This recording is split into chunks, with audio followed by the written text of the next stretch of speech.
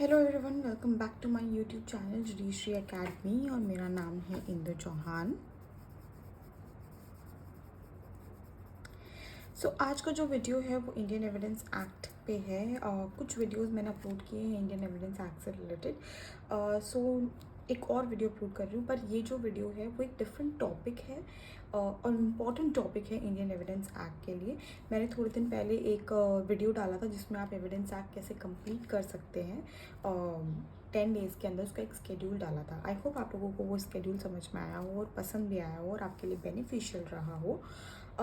उसमें मैंने आपको एक चीज़ कही थी कि जो डॉक्ट्राइन ऑफ रेस जेस्टे है वो एक इम्पॉर्टेंट टॉपिक है, उसके लिए आपको एक अच्छे से अलग से प्रिपेयर करना चाहिए। मैंने सोचा वाई नॉट कि जो कुछ अलग टॉपिक्स हैं वो मैं खुद ही अपलोड कर दूँ ताकि आपके लिए बेनिफिशियल हो जाए वो चीज़। इसलिए मैं आज आई हूँ डॉक्ट्राइन ऑफ रेस जेस्टे के साथ में। ठीक है, अब किसी भी लेक्चर को स्टार्ट करने से पहले ज़रा एक ओवरव्यू देख लेते हैं कि हम इसमें पढ़ेंगे क्या क्या। सबसे पहले हम लोगों को सेक्शन 6 देखना है इंडियन एविडेंस एक्ट का, क्योंकि वही सेक्शन है जो इस डॉक्ट्राइन को डिफाइन नहीं करेंगे बट उस डॉक्ट्राइन के बारे में बताता है। ठीक है, देन उसके बाद में हम इलस्ट्रेशंस देखेंगे जो बहुत इंपॉर्टेंट होते हैं इस डॉक्ट्राइन को समझने के लिए, इसलिए वो इलस्ट्रेशंस देखेंगे जो हमारे बैरक में दिए हुए हैं। ठीक है, उसके बाद में हम लोग एक्सप्लेनेशन देखेंगे ट्रांजैक्शन, एक जो वर्ड है जो मैं आपको अब समझाऊंगी उस ट्रांजैक्शन को क्या है इस पर्टिकुलर डॉक्ट्राइन के अंदर, उस चीज़ का मतलब वो देखेंगे। एक्ट्स और स्टेटमेंट्स क्या रहते हैं रेस जेस्टे से रिलेटेड, वो चीज़ देखेंगे। 2 या 3 केस लॉस देखेंगे। आई थिंक सो वो एक इनफ होता है, एक आंसर क्वेश्चन आता है, क्योंकि ज़्यादा प्रिपेयर करने से मतलब नहीं है, क्योंकि इतना आप एग्जाम में लिख नहीं पाते हैं। तो उतना ही प्रिपेयर करें जो आप एग्जाम में लिख पाएँ। इंपॉर्टेंट चीज़ें प्रिपेयर करें कि जो एग्जामिनर है वो आपका सेटिस्फाइड भी रहे कि हाँ इस बच्चे को आता है कि इस चीज़ के अंदर क्या है। तो आई थिंक सो 2 या 3 केस लॉस जो हैं वो इनफ है। मैंने 3 केस लॉस डिस्कस किए हैं। आपको लगता है कि और भी ज़्यादा डिस्कस करने चाहिए तो आप बुक रेफर कर सकते हैं, बट मैंने यहाँ पे 3 केस लॉस डिस्कस किए।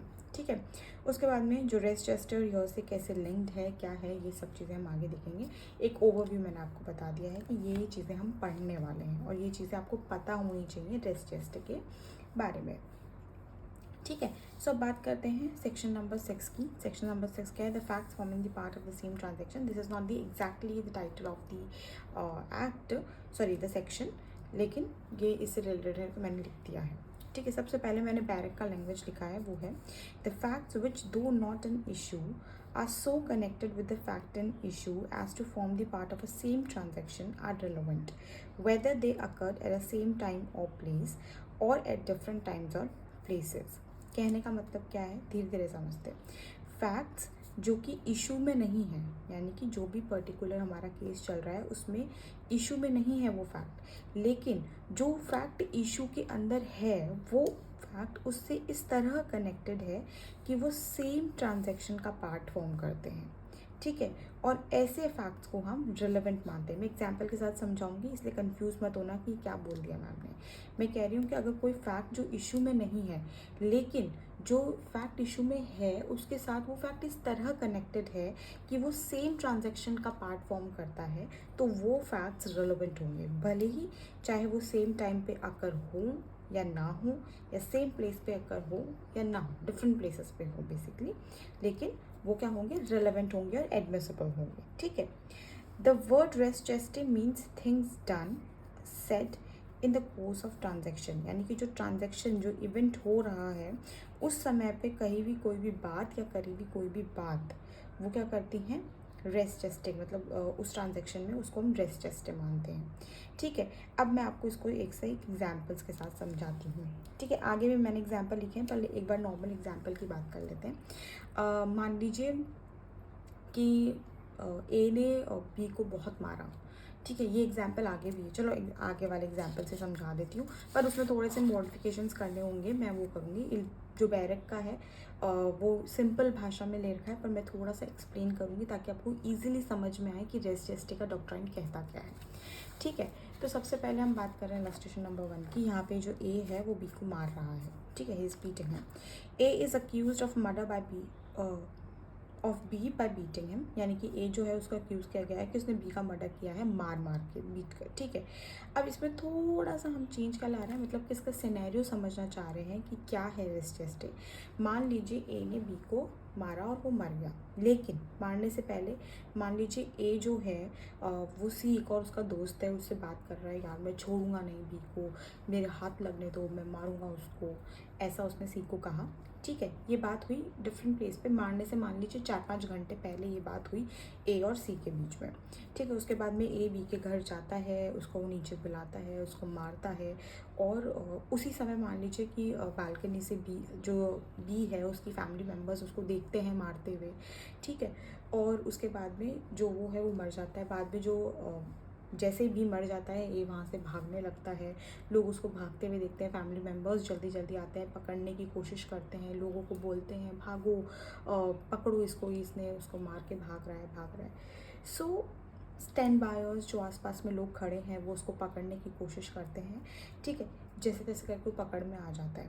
ठीक है, अब बन रहा है यहाँ पे एक केस कि ए ने बी को मार डाला, मार के। ठीक है, तो यहाँ पे क्या है, हर एक एक चीज़ फैक्ट है। कैसे, ए ने सी से जो बात करी वो भी फैक्ट है।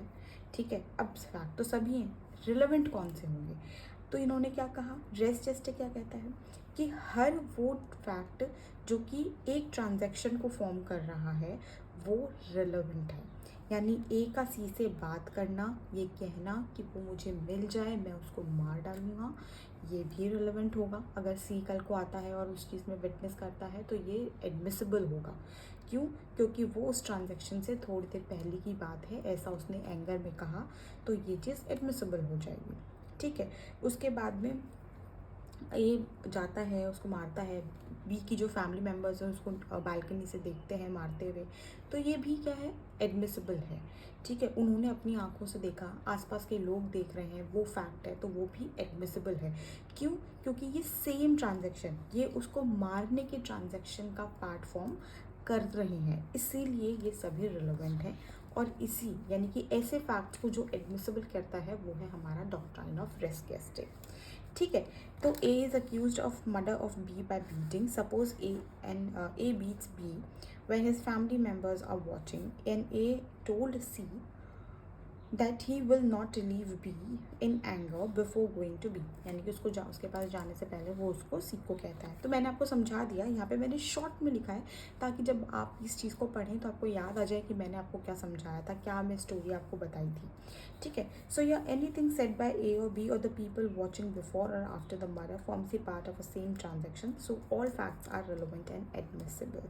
सभी फैक्ट्स यहाँ पे क्या होंगे, रिलेवेंट होंगी और एडमिसिबल होंगे। ठीक है, आई होप मैं आपको समझ में आया हो। यानी कि साइमल्टेनियसली या स्पॉन्टेनियसली कोई भी एक्शंस या कुछ भी कहा जाता है या कुछ भी किया जाता है उस पर्टिकुलर ट्रांजैक्शन और इवेंट से पहले या बाद में, वो सभी उसी ट्रांजैक्शन का पार्ट हैं और वो क्या करेंगे, एडमिसिबल होंगे, रिलेवेंट होंगे। ठीक है, अब बात करते हैं हम हमारे एक और इलस्ट्रेशन की। यहाँ पे जो ए है वो अक्यूज है of waging war against the government of India. कैसे, he took part in the armed insurrection. ठीक है, जहाँ पे उसने प्रॉपर्टी डैमेज की है और ट्रूप्स जो थे वो अटैक हुए। यानी कि बेसिकली क्या हो गया कि एक जगह है जहाँ पे आपको ए को अक्यूज़ किया गया है वेजिंग वॉर के लिए। क्यों, क्योंकि वहाँ पे बहुत सारी प्रॉपर्टीज़ डैमेज कर रखी हैं, बहुत सारी ट्रूप्स पे अटैक हुआ है। ठीक है, और कोई भी चीज़ें डैमेज कर रखी हैं, भले ही ए उन सभी चीज़ों में इन्वॉल्व हो ना हो, लेकिन यहाँ पे ये सब चीज़ें क्या होंगी, रिलेवेंट होंगी, क्योंकि ये उस सेम ट्रांजैक्शन का पार्ट फॉर्म करती हैं। ये भी जो आपका इलस्ट्रेशन है वो बैरिक का है। आई होप आपको समझ में ये आया होगा।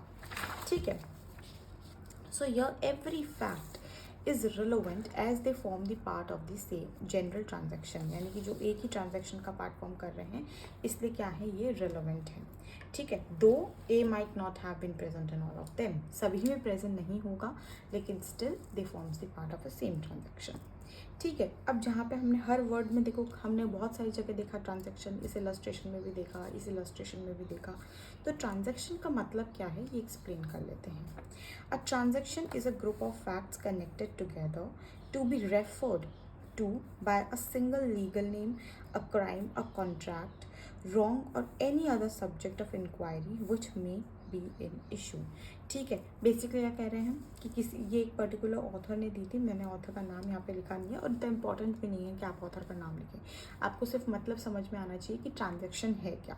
तो यहाँ पे क्या होता है, ट्रांजैक्शन एक ग्रुप ऑफ फैक्ट्स है, ठीक है, जो कि कनेक्टेड हैं क्या तो कोई लीगल नेम से, यानी कि आप मान लो कोई डिकॉइटी बोलेगा, मर्डर बोल दिया हमने, तो कोई भी लीगल नेम से, या किसी ने कोई क्राइम कमिट किया है, या कोई कॉन्ट्रैक्ट है, या कोई गलत चीज़ हुई है, ये सभी क्या है, एक ट्रांजैक्शन है। यहाँ पे इन सबको, एक क्राइम को क्या कहा है, ट्रांजैक्शन का है। यहाँ पे ए ने बी को मारा, मर्डर कर दिया, तो हमने उसको क्या कहा है कि they are forming, the facts are forming the part of a same transaction. किस ट्रांजैक्शन की बात हो रही है, उसको मारने के ट्रांजैक्शन की बात हो रही है। So that is the meaning of transaction.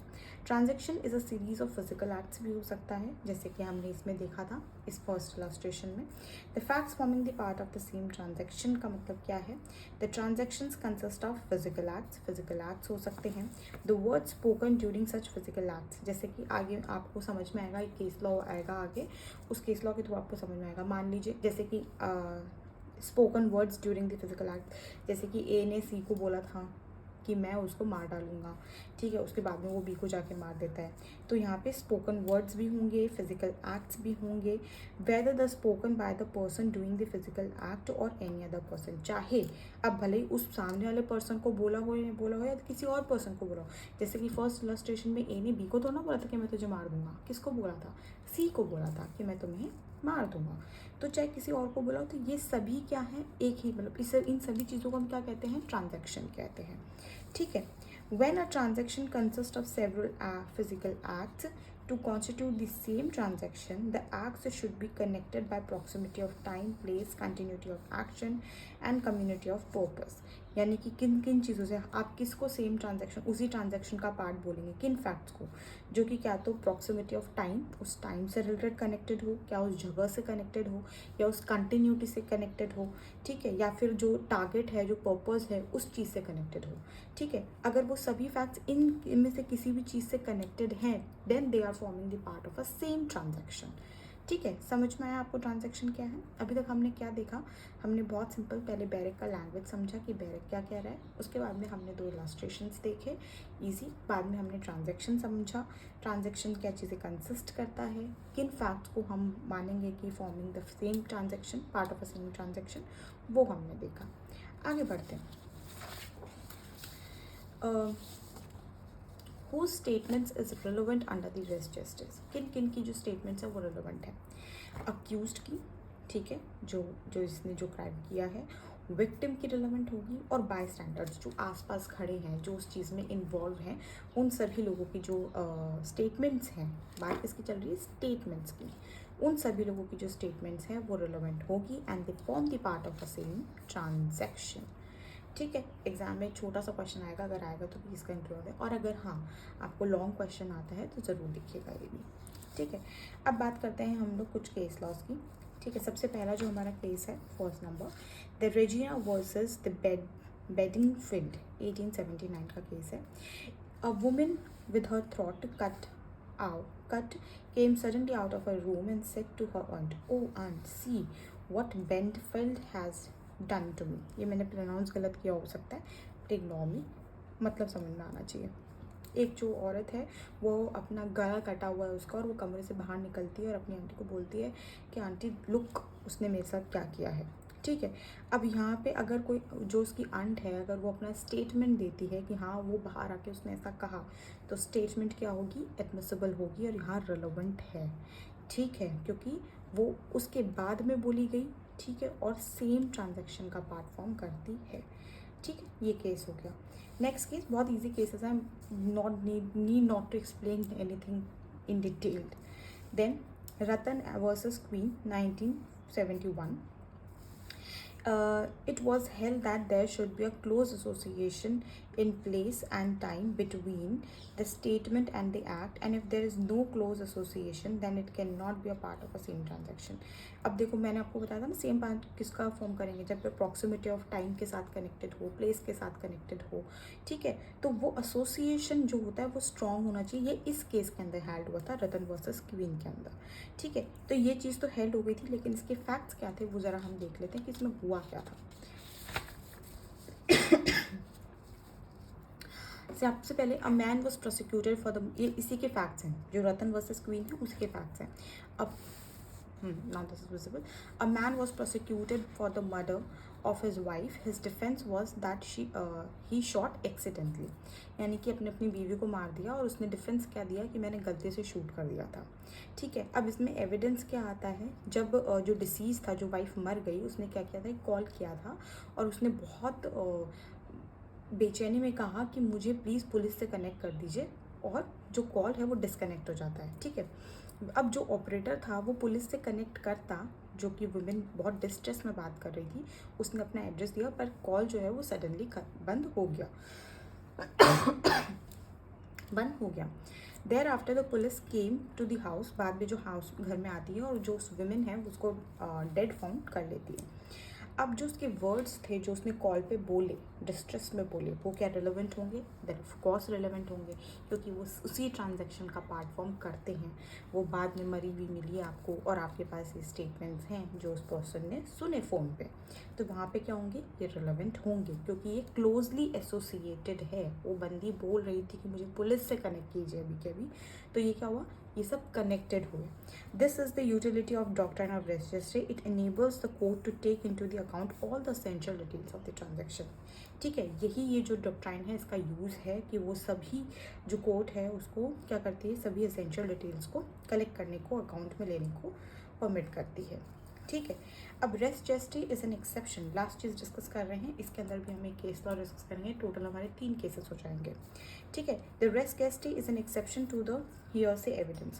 The principle of res gestae is an exception to the rule of hearsay. Hearsay evidence is a no evidence. ऐसा कहा जाता है कि सुने सुनाए एविडेंसेस पे आप भरोसा नहीं करेंगे और वो कोई एविडेंस नहीं होगा।